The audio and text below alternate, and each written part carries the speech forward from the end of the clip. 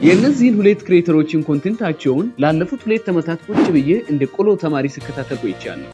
ግን የሚለያያቸው አንድ ነገር አለ። ዮናስ ስፔሻሊስት ሲሆን ማይክ ደግሞ ወደ ጄነራሊስት ያደላል። ዮናስ ኤነርጂያችንን ብዙ ነገሮች ላይ ከማውጣት አንድ ነገር ላይ ማተኮርና እስከ ጥግ እሱን መስራት ስኬታማ እንደሚያደርግ ከንግግሩ መረዳት ችያለሁ። ብዙ ጊዜ ይህንን የአሌክስ ሆርሞዚ ምሳሌ ሲያነሳ ይስተዋላል። እሱም ምንድነው 10 የተለያዩ ኩባያዎችን ደርድረን 10ንም በአንድ ለመሙላት ስንሞክር አንዱንም በትክክል አንሞላው ግን አንዱን ሞልተን ወደ ሌላኛው ስንሄድ ቢያንስ የሆነ ውጤት እያየን ነው የሚል ነው።